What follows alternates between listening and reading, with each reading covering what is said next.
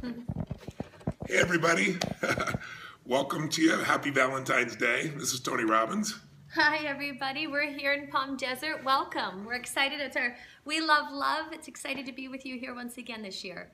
And this is our anniversary. This is Happy one on our 17th. Thank you. One on our 17th year together, which we're pretty thrilled about. So we've seen you've sent a bunch of questions in. They're coming in pretty rapidly, and we got, I think, about a little bit less than an hour here together. So let's jump into it. Our assistant here is going to throw them to us so we can be spontaneous instead of reading them. So, Mary, why don't you give us one or two? Okay, perfect. How about the first one is from Jessica on Instagram, who just wants to know your daily practices that have kept you together over the last 16 years. Well, intimacy is a great daily practice. No, I think the most important thing is to not make your partner responsible for your happiness. I think most people go to a relationship where they think a relationship is a place to go to get something, and that never lasts. If your relationship is a place you go to give something, then what happens is in the beginning of a relationship, most people their whole life is about what can I do for my partner? How can I light them up? And as the years go by, what most people start doing is measuring what am I getting versus what am I giving? And as soon as you start measuring, it's a transaction. It's no longer love. And so I think for us, neither one of us is trying to make the other person make us happy. We're really just trying to light the other person up. And fortunately, we're real successful with each other. And that's made our life incredibly blissful. What would you say, Annie? And I also think, we steal moments. Our life is incredibly busy. We can work a 20-hour day and not even blink an eye. And yet we carve out, whether it's a minute, whether it's moment, whether it's date night, whether it's timing. I mean, we really celebrate our love, and we do that by expressing it. We do it. Everybody feels love in different ways, and I know what lights him up. He knows what lights me up. But first and foremost, bringing ourselves to the table, bringing ourselves in a beautiful state of being, and knowing that ultimately I'm responsible for my happiness. And other than my love, my joy and my beautiful state is the greatest gift that I can give this man. Amen. But I think it also comes down to, if you're watching right now and you want your relationship to go to the next level, you got to take a look at where you are. I always tell people, you got to know where you are, know where you want to go, and then you can get a map how to get there.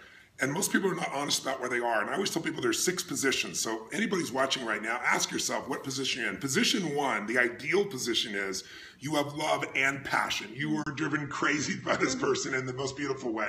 You think about them constantly. You want to be with them constantly. You want to make love to them. You're hungry for them all the time. So that position is ideal. And when you're in position 1, you always want more. So it's like, how do I enhance that? How do I deepen it? How do I enrich it? Position 2 is you really love each other, but there's not enough passion. And that's where we hear probably 85, 90% of the couples we talk to, maybe 95 really, they love each other, but what's happened? We have this spark in the beginning, but not so much. That's position 2. And the problem with position 2 is once you start to get where there isn't as much passion, so maybe explain later if we get a good question about it, when you don't have the same level of feeling of attraction, little things bug you. At the beginning of a relationship, the person can do anything, you think it's adorable, right? And then as time goes by, sometimes you get an irritated state, it's another with your partner, and it gets linked to one another, and things start to break down. So it's not just about intimacy, although one of the things that we want people to understand is the only difference between the intimate relationship and a friendship is intimacy. So you got to have passion and love. If you're at position number 2, I often ask a room, I'll say, what does it feel like when you have passion and all the love you can imagine? Total passion, total love, and the room will make this incredible sound. I'll say, okay, position 2 is you love each other but not enough passion. And position 2 is you barely hear people. It's this huge drop. Position 3 real fast is you're in a relationship and there's not much love. There's not much passion. There's, basically friendship here. You're in a relationship really of convenience. You're not getting much out of the relationship. You have separate lives. You have same kids, same family. And you've seen so many couples like that. Position 4 is you're in a relationship and you're planning your escape. And often we'll talk about, someone will say, when the kids get out of high school, I'm out of here. That's their plan. But the problem is the kids are 5, And you're pretty much just roommates, truthfully. Very truthfully. Out of necessity. And you don't want to go to bed. You're hoping the other person's already asleep. It's the worst feeling in the world, some people there. And real fast, position number 5 is you're not in a relationship, but you want to be in one. That's a hungry, beautiful position if you're single. And then position 6, you're not in a relationship, but you don't want to be in one. I don't want a relationship. So where are you? What position are you in? And whatever position you're in, you got to move up or you're going to move down. Even in position 1, it's got to grow or it starts to die. So maybe we can take some of the questions, but I think it's important for you to decide, where am I? What position am I committed to? And then let's figure out a plan to get you there. Let's go with another question. Perfect. How about a question about growth? This is from Kristen in Facebook. She says, how do you two continue to grow as a couple without growing apart? How do you find ways to stay connected, especially with different interests? You're both extremely ambitious people. What keeps you together when you continue to grow individually? That's number one. We put each other number one. That's the most important. Absolutely. We share, of course, there's different interests, but we share, our values are completely aligned. And no matter what in our life, this is our home base. This is where we come to fill up. You know, we always start here and then go out to the world, if that makes sense. And from that place, growth is easy when you're conscious. I think taking 100% responsibility. I can fall asleep, I can be blind, I can, you know, miss in a moment and be unconscious. But very rare. Everybody can, I do. But I'm personally committed in this space of our love of waking up every day and making it new and bringing more of me to the table. And I think if that's your standard, sometimes in a relationship it's so easy to look at what you're not getting and looking at your partner and saying, gosh, he or she isn't doing that for me, rather than really starting here individually with yourself. And knowing, gosh, like where, you know, what am I missing, or what have I fallen asleep at? And from that place, growth makes it so beautiful, and it just makes it all possible, and every day feels new. I would say, I'd echo everything my girl said, but I'd also add that you have to put the stake in the ground and decide that your relationship's the most important thing in your life. And I think more women do that than men, quite frankly. If you would have said to me that my relationship with my wife would be more important than my mission, no matter how much I love my wife, prior to being married to my wife, I'd say you're crazy. For a man, very often, a masculine man anyway, you're out there doing something in the world, and then this is the reward you get for working so hard. And what I found is, by making my relationship first with my girl, the love, the joy, the passion, the aliveness then gives me 10 times more power for the mission outside the world. So we put each other first, before the business, before problems, before kids. As much as we love our children, as much as we love everything, they know that we're number one for each other, and that's given them a role model to be able to have healthy relationships. We've changed our culture in the last 20 years where we put kids first, and what happens is they see their parents have a horrible relationship, and there's no way they have any form of anchor to believe that they'll have a passionate and alive, loving relationship in the future. They have no role model. And so I think that's really critical. But I think it also brings up the most important point, which is, whenever we talk to people in relationship, we tell people the most important rule of relationship is it's all you. We always want to point to somebody else. And I'll give you a perfect example at a simple level. If you think about, if you know our work, we talk about how our mental and emotional state affects everything. If you're the fastest runner in the world and I put you in mud, you're not going to run very fast. And whether you have mud or a hard surface is the emotional state you live in. So if you're naturally pissed off all the time, frustrated, you've conditioned yourself to be that way, your partner's not going to keep you happy very long, because you're going to go to those places that you've trained yourself to go to habitually and emotionally. Stacy. Sorry, I was just... Hi, guys. Sorry. I was just... My crazy wife. We've been doing a seminar, and my wife's sitting beside me waving at people. Hi, how are you? What you doing? I'm red in the cheeks, but that's all right. Anyway, sorry about that. Anyway. Sorry to interrupt. I love you. Playfulness. That's another That's really a very important point. one. Playfulness and patience are very important elements. Putting your relationship ahead of your mission, very important. That was funny. But what I want you to get is, the thing that's going to determine the quality of your relationship is the state you bring to it every day, the mental emotional state. So if you let the environment be what determines how you are in your relationship, you're going to have a crappy relationship, because the environment is not always going to be beautiful. In fact, most of us have challenging environments we're in. The more people you care about, the more employees you have, the more companies you have, the more chances something's mess up. So here's what we call the core of relationship. We call it the state of the union.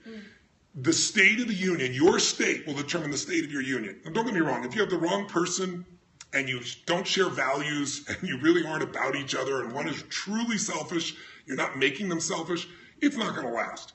But if there's common values, then that aliveness comes by you constantly putting yourself in the same state that attracted each other into, which is this playful, joyous, passionate, hungry, fun, funny, spiritual, whatever it was about you that was really you, was authentically you. But people drop that. It's like they share that in the beginning and then they take for granted. They'll say things to the partner they wouldn't say to a stranger. So think of it this way. If two people are in a really phenomenal emotional state, they're just happy about life, they're enjoying themselves, they have a sense of meaning in what they do, and they're both up here in these peak states and they're around each other, you could tell me what kind of relationship they're going to have. Two people in a great state are going to have a great relationship. If you get two people in a okay state, good state, the best the relationship's going to be okay. If you get two people who are frustrated with their life and pissed off, it's only a matter of time before they're going to piss each other off and tear each other down. Or one's high and one's low. So what we have learned to show us is I got to bring the state to my girl. And I can bring her out of the state she's in if I do it. She sure as heck can do that with me. But you've got to own that you are responsible for your relationship, because blame will never solve it. And I want you, if you would, let's talk about the difference in the two kinds of states you can live in, because this might, if we did nothing else, be the best thing we could give anybody. Probably one of the most transformative, not probably, is one of the most transformative experiences that we've had in our life. You know, what Tone talked about earlier about bringing, you know, your state to the table is just realizing that I personally am ultimately responsible for how I show up every single day. And, you know, people just earlier, just even with this question, like having that newness and that growth in our relationship, we choose that every day consciously. You know, we choose a beautiful state of being. If I'm not, if I'm stressed, if I'm, you know, sad, if I'm upset, if I'm frustrated, whatever the external, you know, stimulus might be, internally, I'm responsible to navigate that, because it affects right here. It affects your relationship. And it's so crazy because, you know, when you're talking about friends, everybody has somebody, if you ask yourself, where you show up at your optimal. Either a dear, dear friend, maybe it's your grandmother, Dad, yeah. your parents, where, you know, just you bring all of yourself and you're conscious of the beautiful state of being that you deliver. And if you can make that commitment here in this place of relationship, a beautiful thing happens. A beautiful thing, even more beautiful. The love that we have in our love for 16 years has been the most extraordinary love. But the last year of that actual recognition in our life and applying it, realizing that ultimately I am 100% responsible for how I show up in my state of being. Not even just how you show up, but your experience of life. Absolutely. We can't control the events of our lives. We can influence them, but we can't control what it means to us. We can't control what we feel. We can't control the experience of it. And a dear friend of ours, you know, we've taught for years that, listen, you got to bring everything to the table. Blame never makes anything better. Blaming somebody else doesn't make it better, and also beating yourself up, blaming yourself doesn't make it better. Horrible. And if you'd asked us a year ago, do you guys have a magnificent life? It's, are you kidding? It's the most extraordinary life I can imagine. I'm totally in love with my wife. We have 4 incredible kids. We have this mission. We travel the world. You know, it's the most beautiful life you could imagine. I have a magnificent life. And if you would have said, do you guys ever suffer? I'd say, suffer? We both say, hell no, we don't suffer. But one of my friends from India we were visiting with about less than a year ago, and we're having a conversation, and he said, what's your spiritual vision? And I said, well, to change the world, to help people with this whole thing. He goes, what if your spiritual vision was just to live in a beautiful state? I said, well, we already do that. And he said, I know you do. He said, but what if you took it to a different level? What if measuring it not as a life? You do what you do best, Tony. He said, you always talk about you can't make something better if you don't measure it. You can't manage something if you don't measure it. What if you really measured all emotions you experience in life were in one of 2 types? They were their beautiful states of being, not just happiness. It could be joy, it could be hunger, playfulness, passion, creativity, gratitude. Those are all beautiful states. When you're in those beautiful states, your brain, your body knows what to do. And all painful states were called suffering states. We might not call them suffering. As achievers, we don't suffer. You know, we don't even have fear. We just have stress, right? Stress is the achiever word for fear. But there's all kinds of suffering states: frustration, overwhelm, worry, sadness, loneliness, anger, Fear. frustration, all these things. And if you'd asked me before, do you feel those emotions? I go, sure, they're part of the journey. But what he proposed to us is, he said, what if they weren't? What if you decided you're going to live in a beautiful state moment to moment, and when these feelings came up, which are part of being human, you had a 90-second rule and you killed it. You killed the frustration, you killed the fear, you killed the worry, because you just decided life is too short to be pissed off or to be sad or be worried, because there's always something you could worry about or feel sad about or be concerned about or have anxiety about. And he said, you know, what if you did it at the level, Tony, a different level? What if your spiritual vision was to live in a beautiful state? Because in that state, when you're in a beautiful state, you don't have to figure out what to do in your relationship. It's natural. It's not fake. It's not phony. It's not patronizing. It's real. It's raw. It's authentic. And that's what makes a relationship have ignition. That's what you say. How do you have sparks in your relationship? When you both are communicating what's real authentically, but where you aren't making the other person wrong. Where you, no matter what they say, no matter what they do, they may be hurting. It doesn't look like it. We've all heard the phrase, there's only two forms of communication, right? There's a loving form of communication and there's a cry for help. And a cry for help looks like you're an asshole. When somebody's yelling at you, it doesn't feel like a cry for help, but they're crying for help, saying, please get through to me, show me you love me. And so what we've learned is, and what we've been practicing for a little less than a year, has been the biggest change in our life has been to say, from now on, I'm 100% responsible for my experience of life. Whatever you're experiencing, no matter what you say or do, I know your intent is pure. And my job is to make sure I find a beautiful state to bring to this, because that can heal anything. That'll transform any relationship. Just let me say one thing. I want you to jump in because I can feel you. I'm passionate. I know you are. Who do you love to be around? Somebody in a beautiful state. Somebody who, when you first met this person, they probably felt really playful or fun or joyous or loving or spirit-filled or fun or something powerful. We love to be around people that are in their true beautiful states. When somebody is suffering, we might want to help them, but if they're suffering all the time, it burns out. If the person's your partner, you go, what's going on here? If you would just decide today that the most important decision in your life is that day to day, you're going to get yourself out of any suffering state and back in a beautiful state, that beautiful state will change every relationship in your life and bring you more intimacy. If you're single, people will be attracted to you because people are attracted, not somebody who's needy and looking for it or saying, why can't I find the person? They're attracted to somebody who owns themselves, who feels alive, who's flowing. And what people reject is the heavy of another person they got to try and take care of. That'll kill intimacy faster than anything. I've talked too much. No, you haven't, not even slightly. And I think the recognition that suffering perpetuates more suffering. And for myself, there was times that I felt that Tony should have a different, it's crazy, a different reaction or a different experience of something. And then my tension, my suffering inside myself created more suffering inside of him, and then more suffering inside of him created more suffering inside of me. Give an example. Okay. Tony on stage, he, it's almost inhuman what he does when he's on stage. And there's a level of physicality that is just, it's inhuman. It's completely. 50 hours in a weekend, 12 hours a day, 13 hours a day, nonstop, so. And as his lady, he would get off stage and I would feel fearful, I would feel worried, was definitely one of my flavors of choice of suffering. And I'd be worried about him. And I never knew what that felt like, the smothering part of that. When I was worrying, when I worry, I go unconscious. And so it would be more like, honey, are you okay? Are you okay? And rather than just actually being present with him and loving him, which feels completely different and honestly evokes completely a different response from him, the caregiving and the smothering of worry, I didn't realize what that felt like. I actually thought it was love.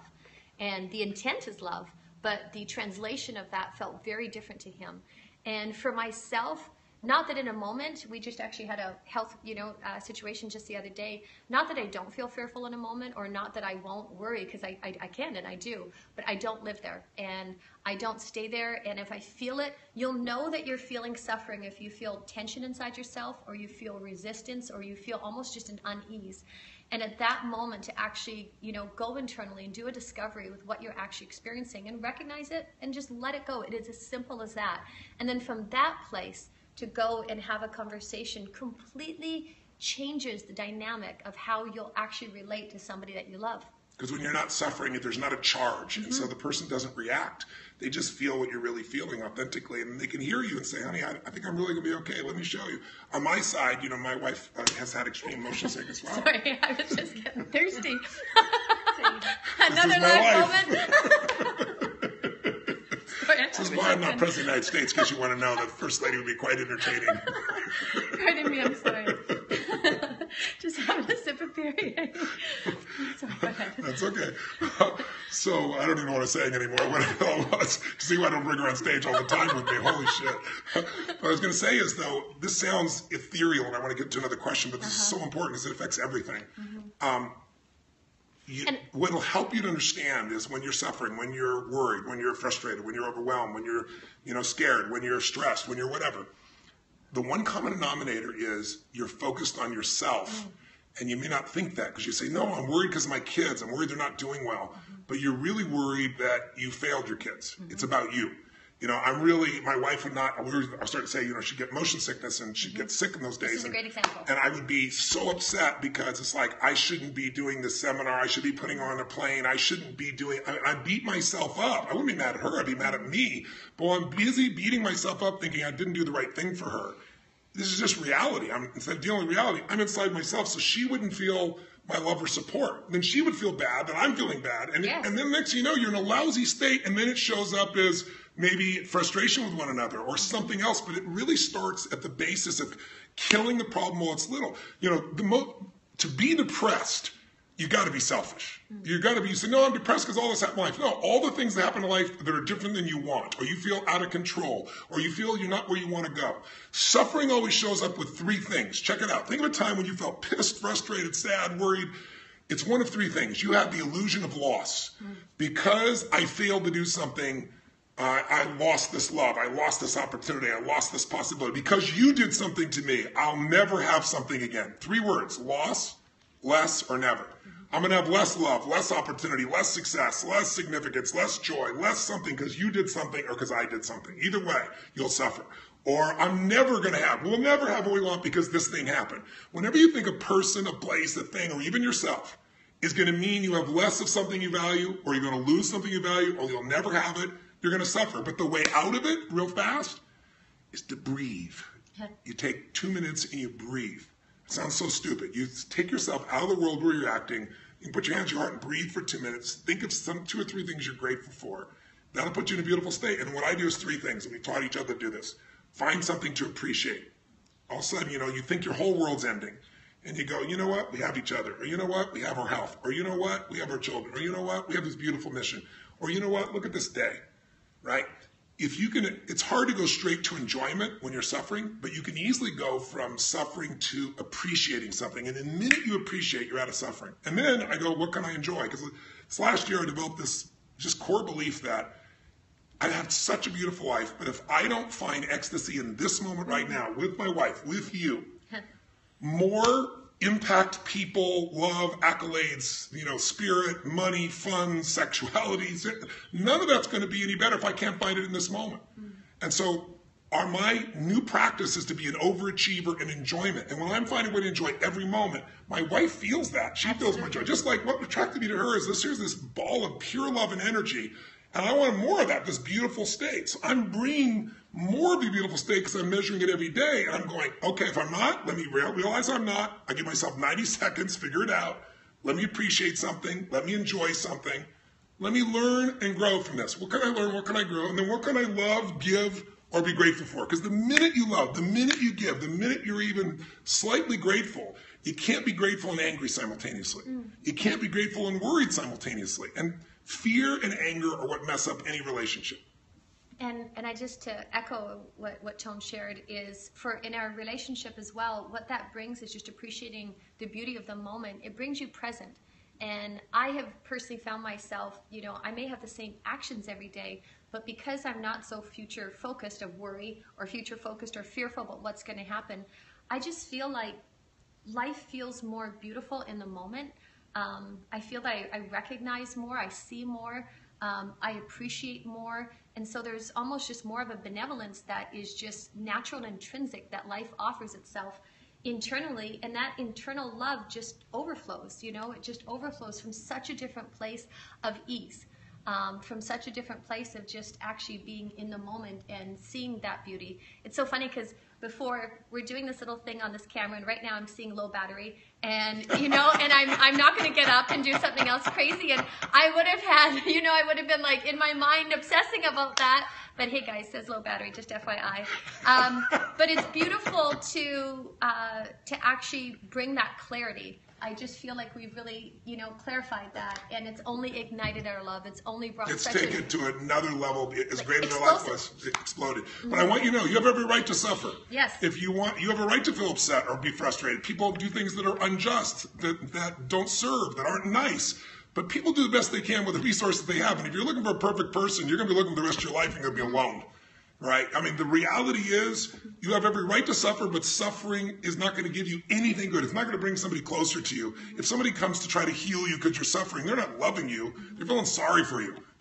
Feeling sorry and being taken care of is different than being loved.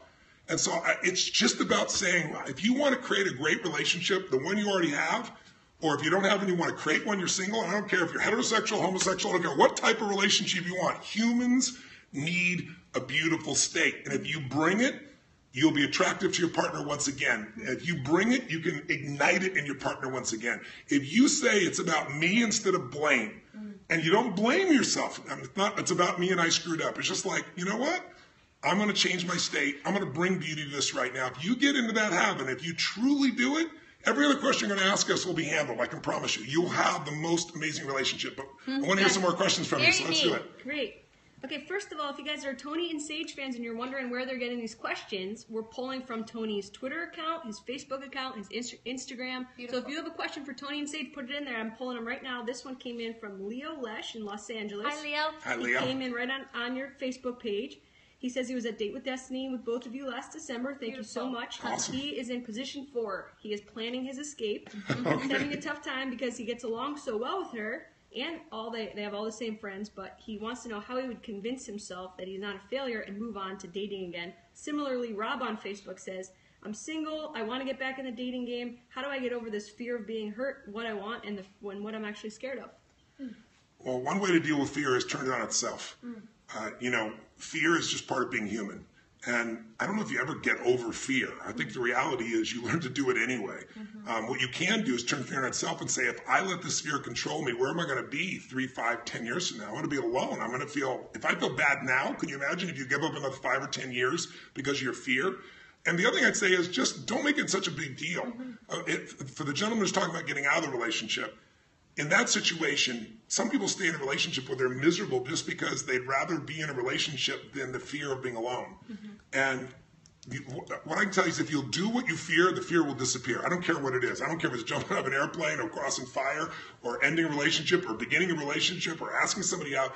If you'll just make yourself do it, as simplistic as that sounds, a few times, what was fearful will not be fearful anymore because, our brains adjust very quickly as soon as we just confront reality. It's the unknown is so much more scary than the real. Haven't you had something you were freaked out about and then it never happened, or it finally happened, and when it did, just like, compared to my fear. That's why I always tell people the old phrase, a courageous person dies once, a fearful person dies 1,000 times. Like, just get out there and do it. I mean, that's that simple. And I think the other thing is just do some baby steps. Do some little things that'll get you started, so it doesn't have to be such a big Herculean effort, and you'll get momentum. And I think it's, whether you're separating or not, both Tony and I were in previous relationships, obviously. And I think, it's if you guys love each other that much and you have that dear of a friendship, actually having a conversation from a beautiful state and sharing your heart and sharing your truth and navigating this consciously, an end doesn't have to be bitter. An end doesn't have to be painful. It actually can be the start of a new beginning for both of you. And as much as, you're wanting to get started, I'm sure she is too, and so you're setting yourself free and in turn setting her free as well for a new life. I always tell people that life is the dance between what you fear most and what you desire most. And if you can be clear about what you want, that'll help you dance the dance a lot better than if you're focused only on what you're afraid of. If you give it too much focus, you're going to be pulled in the opposite direction. So there's no easy answer here. There's it's the Nike piece. You just got to do it. Sorry to be simplistic, but it's true. And I'd rather tell you the truth than some BS positive thinking. Let's go for another question. Great. We've got Ori Sar in Israel writing in on your Facebook. Hi, Ori. Ori in Israel wants to know, you guys travel so much. Yes. How do you keep a relationship so good while you're traveling so much? And a few people replied to his comment and said, yes, travel is such a source. Business travel is such a source of arguments in their relationship. Any tips? We don't really argue about that at all. No, we have, number one, we have the privilege to, the majority of the time, travel together. Yes. The times when we don't, I think, exactly what we've been sharing. I would say probably if there was any stress, to be transparent about our travel, it was my physicality. So it was the fact that, I didn't travel well, and ironically, I get motion sickness when I travel. And so at this stage, though, that really doesn't affect us. I think the freedom, Tone giving me the space, truthfully, if I'm not feeling well, just to allow that to be and not making it anything else. And then also myself giving myself that freedom, if that makes sense. And then I think there's times too, like, you know, you land and you get there at 2 a.m. in the morning, you're completely exhausted.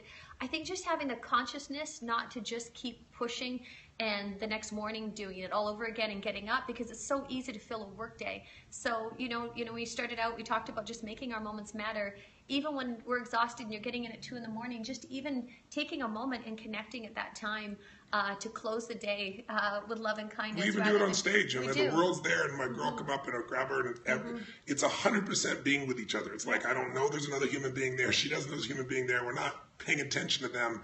We're just 1,000,000% with each other. I think the other thing is humor. I mean, you know, we laugh about stuff in the very beginning that I used to get so stressed about. And, you know, I picked a partner that was naturally crazy, so it helped me. But in the beginning, I can remember things with my girl. I would be like, I'd be so stressed she was doing things, just so irritated she was doing things because it wasn't the right way to do it. You know, part of it is learning to not have so many rules. You know, when people work together, and when people travel together, we're around each other 22 hours a day, 23 hours a day, whatever it is, 24 hours a day. A lot of people say, how do you guys do that? Well, we love each other. We share the same values. We share the same mission. We're about something more than ourselves. We're trying to do something with our lives, and we share what that is. That helps immensely.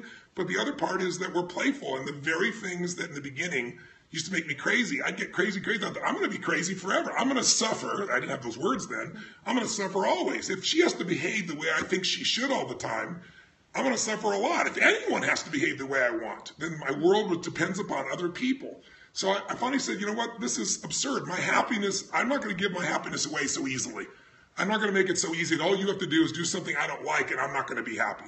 Life's too short not to be happy, to be fulfilled, to be playful, to be alive, to feel a sense of meaning. And so you have control of it. So many of the questions people ask us really show us that they're trying to get something from a relationship. They really haven't worked on themselves. Now, that's not an excuse to say, okay, I'm going to work on myself for the next 20 years and then I'll be ready for a relationship. In a relationship is where you develop those skills. It's like, you know, you can go prepare for a fight all day long, but the whole game changes when somebody punches you in the face. You know, suddenly your whole game plan changes. And an intimate relationship is sometimes feels like a punch in the face because the masculine and feminine energies make up different meanings. You know, female energy. Now, there are men that are feminine in their energy and there are women that are. And masculine energy, its essence. There are men that are masculine and there are women that are primarily masculine energy. They look at the world differently. For example, problems. Men's entire focus, if they're a masculine male or a female that's primarily masculine, is to kill a problem. Take a big problem, make it small, get rid of it as fast as possible. Women use problems as a way to connect. And men don't understand this. A woman starts telling a problem, the guy goes, oh, I can solve that, boom, boom. And that's his whole life is about doing if he's a masculine man. And the feminine woman goes, he doesn't care, he doesn't understand, he's just trying to tell me a solution, he doesn't hear me. Because these two energies look at the world differently. So differently. So if you're going to have a great relationship, you're going to have to become a student of masculine and feminine energy and realize they're both inside you. But you're going to have to learn to interpret the world because women think men are just hairy women that need coaching, right? And men think that women are just overly emotional, multitasking people that if they just get more logical, we'd have a better time. And the truth is, if you make your partner try to be like you lose your polarity. You lose that opposite energy that creates all the excitement. So today, when my girl does something used to make me crazy, that's my girl. And I'm completely perfect, so she never has to do this in any way, shape, or form. But obviously, she has to go, that's my man, that's my boy. Yes, crazy. And when you What do you mean crazy? What are you talking about? I think when, you know, loving each other and the understanding, there's things, it was so funny just the other day, Tony was there on his laptop and he was looking at something. And I don't know why, but he was like, oh, honey, come here, I want to share something with you. And he was so touched and so moved and so kind of excited. I actually thought he wrote me like a letter or wrote me a note or something. This seems absurd. I don't know why I did, but I did in the moment. So I get over to the computer screen and I'm like, wow, hon, what are you going to share with me? And he's looking at possibly extending, right, our home in Sun Valley. Yes. And he was, looking at the lay of that, or the lay of the land of, new bodies of water and lakes. And he looked at me and he's like, you really don't care, do you? And I was like, I love you so much, but I don't. And there was such a freedom in that moment to actually be true and sincere. You've only worked on this for 6 months. No big deal. I know, but it was a beautiful example of such differences. There's things that he is so passionate, excited about, and I might be a touch curious about, but Or it's not really, even slightly but not curious even about. slightly, like that moment. But I think what was so beautiful, and actually what made it so beautiful, is that it wasn't personal. Like he didn't take it personal. He didn't take offense, nor did I. And we laughed our tails off. We were actually laughing so we were crying. Yeah. And it was just such a beautiful moment. And in a different state, in a different filter, or, you know, if one of us was suffering, he might have taken that personally, or I might have taken his response personally. But rather, it just actually offered a moment to connect.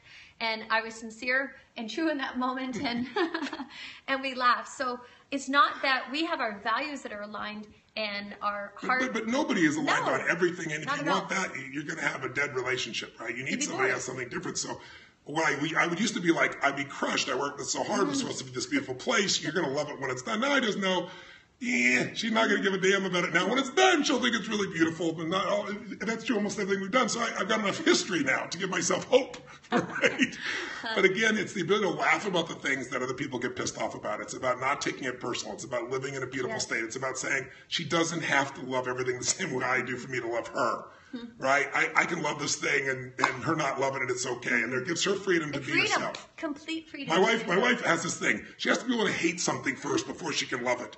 When we were going to move to Florida, we moved to Palm Beach. She was like talking I to know people about about hate it, but snakes. I like the Hate ability. it All would be right, the you want to word. say hate it. I wanted the ability to be able to say, hey, let me not like it so I can actually fall in love with it. Rather than you telling me everything that you love about Something it. about expecting that, me to gentlemen love about out there, it. And by doesn't the way, seem we very talk all the logical, time does off of it? each Doesn't other seem all the logical time. to you. You got to hate something to love I it. didn't hate it, but Yeah, you did. anyways, maybe I did. But you love it now. I do. Gave me But some so space. I've learned that she just needs this ability to not dislike something first, and then she can choose to like it. Whereas, my world is either it's right or it's not. It's you love it or you don't. If you don't love it, I want to do it. I've learned that there's a different approach. So you're watching this natural interaction. You see what's really true. Live cameras. Here How we go. about another question, baby? Okay, this is a multi-platform question. We have AC Loud 28 on Instagram who says, first of all, for all of you who have so many questions, go to Date with Destiny. All your questions will be answered. That's There's beautiful. a lot Thank of you. Date with Destiny grads in here. For example, Ranjana in Copenhagen, Denmark on Facebook Hi, writes in. Ranjana. Jana. She says she is single. She's been in the last 10 years. She's been to UPW. She's been to Date with Destiny. It's been so transformational. But she's still wondering why she hasn't met the one. What inner work, what else does she need to do to help radiate and attract the right person? She's talking about how she's completed her relationship vision. Chelsea on Twitter also says, I've created my relationship vision, and my current significant other doesn't match what I wrote down. Is that a bad sign? Any notes on relationship vision? Okay, well, let's start with the vision for a second. Everything needs vision. What the Bible says, without a vision, people perish, right? You need vision for your business, so you have nothing to grow. If you don't have a vision for growing your relationship and you're in a relationship, we now discovered your first problem. We all either grow or die. A relationship's growing, it's dying. You're growing or dying.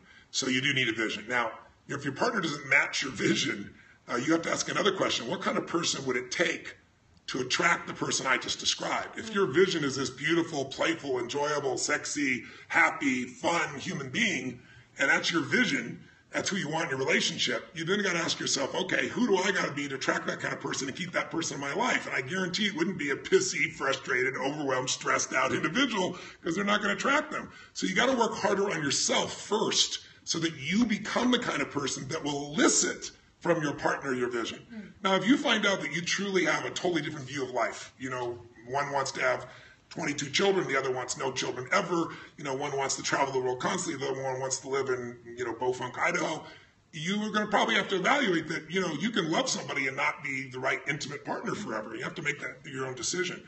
But I think really what you're really looking at is if you don't have the person you want in your life yet, you got to ask yourself two questions. First, am I clear what I want? But second, am I clear who I need to become to attract that? And am I willing to do what it takes? There's no free lunch.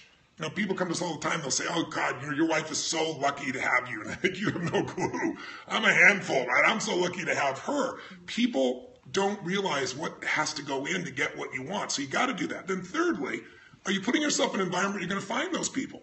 I saw an article yesterday. I thought it was cute. It's a Girl Scout was selling Girl Scout cookies, and she sold 147 boxes of Girl Scout cookies in 30 minutes. How'd she do it? She went outside in California. They have these places where people go and they have medical cards and they get legal marijuana. Well, they're coming and having marijuana, and they're getting the munchies afterwards. They're bought all the cookies. Now, this kid is smart. She put herself in the right environment. Are you fishing in the sewer for the relationship, or are you going to the trout farm? Like, the kind of person you want. Are you going to places where you're even likely to meet them? And then thirdly, are you really open? Because open means you're going to have a bunch of relationships where you're going to learn. Every relationship is a chance to learn. And we think we're supposed to get the perfect one right now. Well, sometimes you're not ready for the perfect one. If I met this incredible creature years before, we would have loved each other.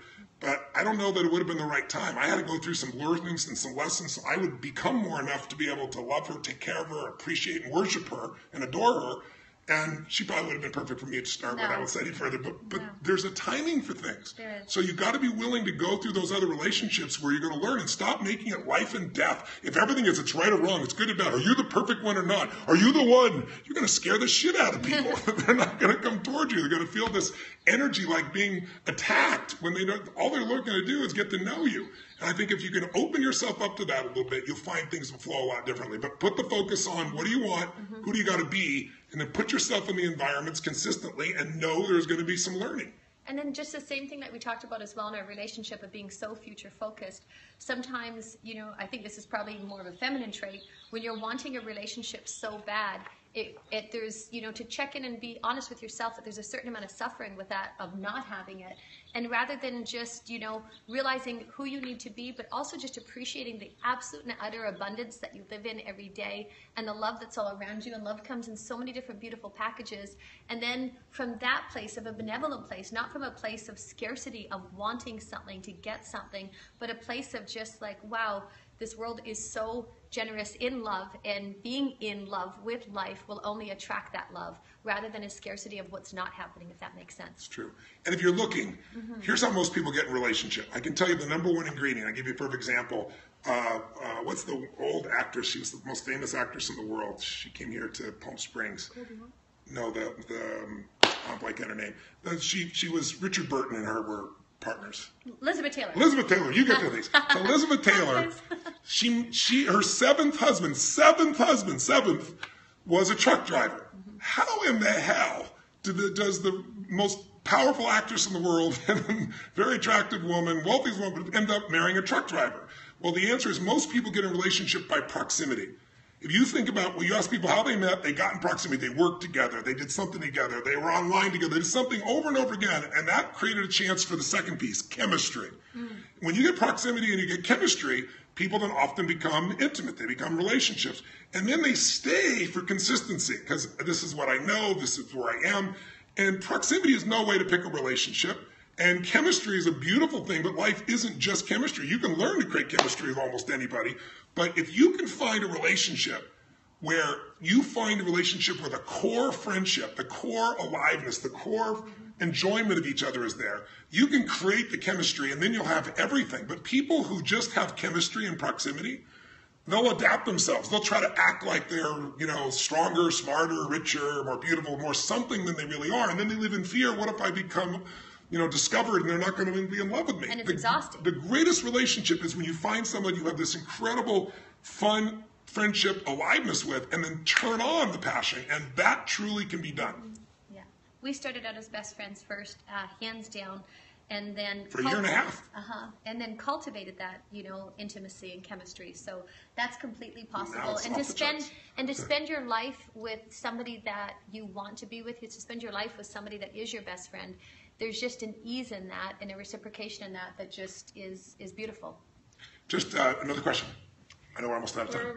We're almost to the end of the hour. Here's a comment from Carmen Bergen, who's from Costa Rica, living in Texas. Hey, Carmen, in Texas. Hi, Carmen. She says, can Tony and Sage please start an online dating service for people who have worked on themselves, done inner work for beautiful state, and are looking for a partner? I would love to be open Cupid the doll. same thing? I would love All to I play can tell you is, matchmaking. I can't tell how many people have met by coming to our events, Yeah. right? Because they met somebody, So they many. became partners, in processes, and then they developed deep relationships, including marriage, as a result of that. No, that's not our primary focus. Let me tell you, since we're wrapping up, what not to do. Okay. It's like if you said to me, what are 3 things that'll screw up my relationship? Maybe we should do that. Okay. I'll do it with you with the woman, you do it with the man, if we can do it that way. I think it'll be a good approach. So with a woman, I know so many women that will say like they were in love with their husband and then they found themselves attracted to somebody else or bored with him or whatever the case may be. And oftentimes they fell in love with like their doctor and their doctor's not even slightly interested in them. Because there's three things, men, you don't want to do. Number one, you don't want to have your partner feel unseen. If a woman doesn't feel your presence, if she doesn't feel you're there with her and only there, and most men are, doing something else because they want their brain to like let go. They come home, they want to let go before they're here. And if you're with someone who's feminine, they want to be with you right now. I always tell I remember Anthony Hopkins, a good friend of mine, and he was first dating this woman, eventually married, and he's like, she drives me crazy. He goes, she's always interrupting, always doing this. I said, all she wants is to be seen. She wants your attention. He goes, how often? I said, all the effing time, AFT, that's how often she wants your attention. And I said, my wife does too. If the person is feminine wants to be seen, wants to feel that attention. And if you don't give it to them, they may do things that are like, if you don't give a child attention for doing something good, they'll do something not so good to get your attention. And someone else will give their attention, even though it's the doctor just staring in their eyes because he's actually doing his job, it feels like a presence you're not giving. And all of a sudden, the energy is going somewhere else. The second one is, women need to feel understood, and gentlemen find the hardest thing because men, you don't understand the woman. Because you don't understand why we should keep talking about the problem. We should just solve it right now. But you may not understand fully, but to understand, for example, that if you and I as men had the biochemical storm that every woman goes through every month, there's no way you and I would know how to survive. You won't fully understand intellectually, but you can be understanding. You could say, honey, I can turn things off. I wish you could. I know you can't.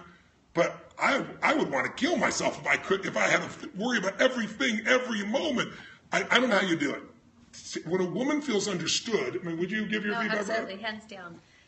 I don't know, it's why probably women go to their girlfriends, is to feel that sense of understanding. And so, gentlemen, if you can, even though you might not comprehend, but if you can offer your presence and understanding from that place, there's just a level of soothing almost. It's indescribable, the experience for a woman when you actually feel like you're understood.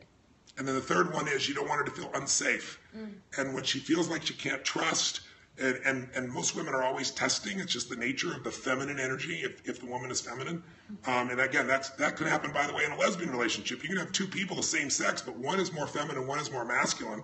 Or gay relationship, one is more feminine, one's more masculine. You'll see the exact same dynamics that I'm talking to you about here. So you got to make sure they feel seen, they feel understood, and you work hard to truly understand, and they feel safe, that they feel like they can have feelings or thoughts like she can say to me, I don't give a damn about the lake, or whatever it is, and not be taken personally. That allows a woman to open to you, or feminine energy to open to you. And that, gentlemen, is where all the goodies come from. Now, on the other hand, yes. The ones for a man, number one thing you don't want to do with a man, and we got 3 C's, is what? Is to criticize.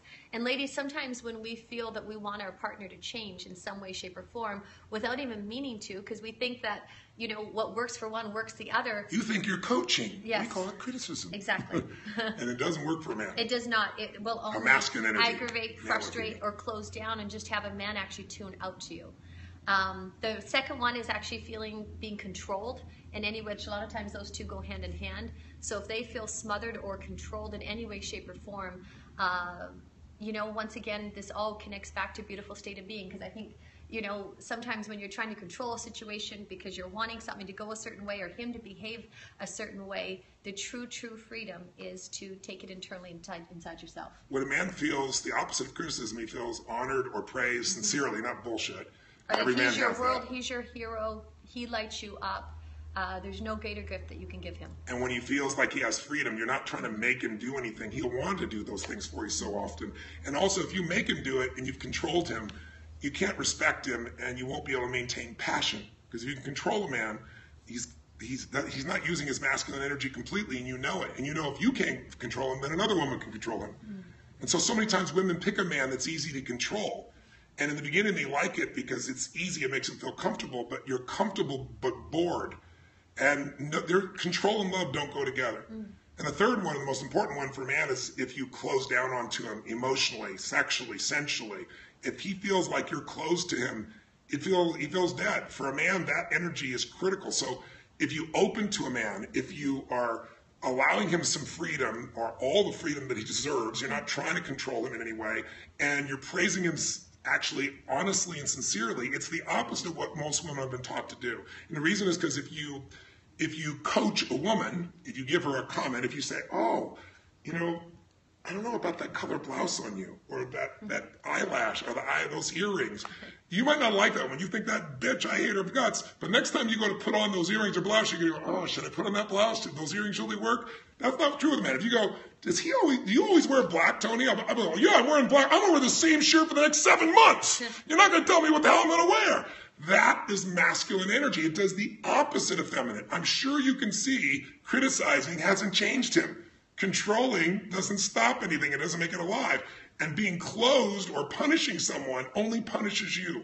So it's doing the opposite. Just like you want to be seen, just like you want to be understood, even though it's hard for him to consider that, just like you want him to be safe, you want to make sure that he feels that he's honored, and you want to make sure when I say he, a masculine energy, could be man or woman, they feel like they have freedom and they feel like that you're open to them. When those dynamics are happening, you're going to have passion. You're not just going to have love. You're going to have ignition. You're going to have excitement. Because the one thing that screws up a relationship is everything's going great when you're both in an attraction state. But if you get in a place where you're depolarized, where you're both being feminine, right? You're both being masculine and direct and so forth. There's no opposite energy. There's no sensuality. There's no aliveness that lasts. Again, it doesn't matter if it be a heterosexual relationship or homosexual relationship. It's the same impact. In the earth, there's a north and south pole for opposite energies. That's why there's life. When you go to plug something in and get the electricity that powers whatever it is you got in your life, there's 2 plugs, opposite energies. Those opposite energies have to be cultivated. And we don't have enough time to really talk about in depth here, but some of you have been to our events. You know we talk about it there. You've got the ability to honor who you are and enter a relationship in a way that ignites your partner. But if there's one message I want to make sure you get back to is, remember to not make up a story about your partner. It's like they're always like this. They always do this. The stories you make about your partner are destroying your relationship. Take ownership within yourself and say, I'm going to find a way to live in a beautiful state no matter what this crazy bitch does, what this bastard tries to do with me. But you say it with humor.